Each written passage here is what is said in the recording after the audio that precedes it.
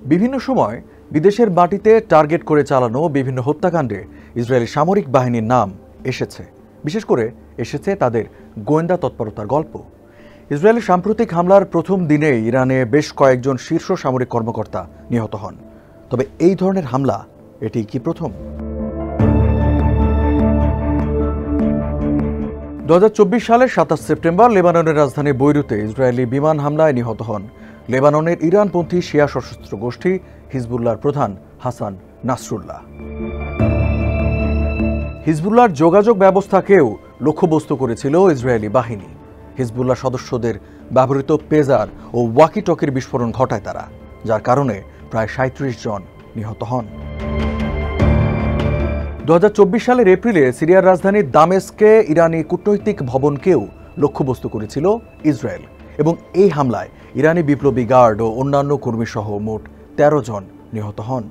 ওই বছর জুলাই মাসে আরেক হামলায় ফিলিস্তিনি সংগঠন হামাসের প্রধান ইসমাইল হানিয়ে তেহরানে নিহত হন।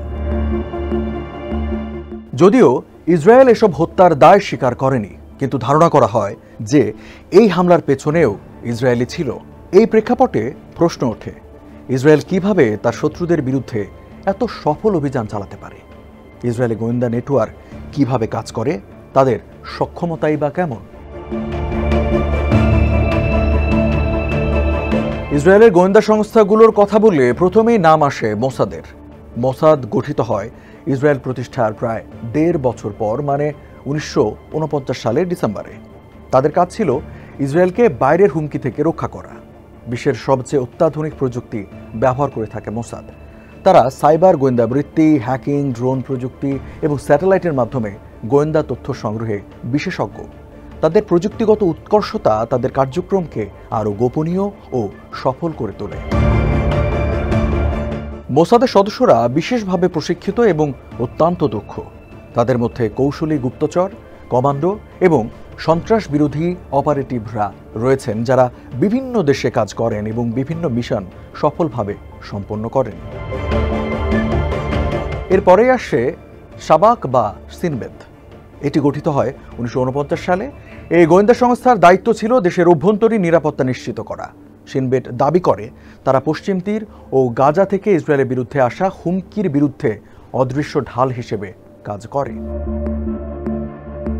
আমান হল ইসরায়েলের সামরিক গোয়েন্দা সংস্থা, যা প্রতিরক্ষা বাহিনীর সাধারণ সদর দপ্তরের অধীনে কাজ করে। এই সংস্থার মূল কাজ হল তথ্য সংগ্রহ ও বিশ্লেষণ করে সামরিক কমান্ডকে গোয়েন্দা তথ্য সরবরাহ করা।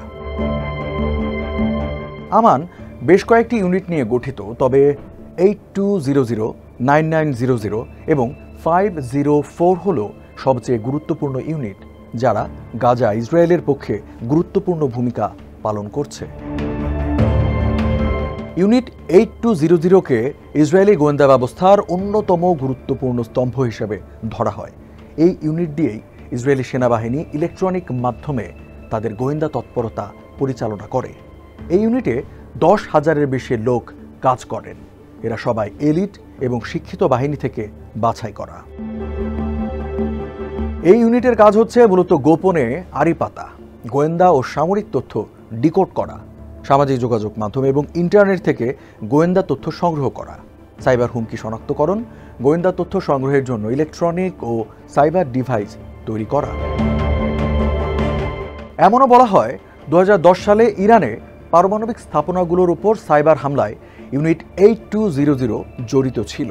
ইরানি স্থাপনাগুলো ক্ষতিগ্রস্ত করতে স্টাক্সনেট নামে একটি ভাইরাস ব্যবহার করা হয়েছিল। এছাড়া 1967 সালের আরব দেশগুলোর সঙ্গে হওয়া 6 দিনের যুদ্ধে ইউনিট 8200 মিশর ও সিরিয়া থেকে গোয়েন্দা তথ্য সংগ্রহে মূল ভূমিকা রেখেছিল। যদি ইউনিট 8200-কে ইসরায়েলের কান বলা হয়, তাহলে ইউনিট 9900-কে তার চোখ বলা যেতে পারে। এই ইউনিটের দায়িত্ব হলো ছবি ও ভিডিও তথ্য সংগ্রহ করা। এজন্য এই ইউনিট স্যাটেলাইট গোয়েন্দা বিমান ও ড্রোন ব্যবহার করে। এসব তথ্য ও ভিডিওর তথ্য সংগ্রহ ও বিশ্লেষণ করে সেনা কমান্ডার ও সিদ্ধান্ত গ্রহণকারী কর্মকর্তাদের কাছে রিপোর্ট পৌঁছে দেওয়াও এই ইউনিটের দায়িত্ব।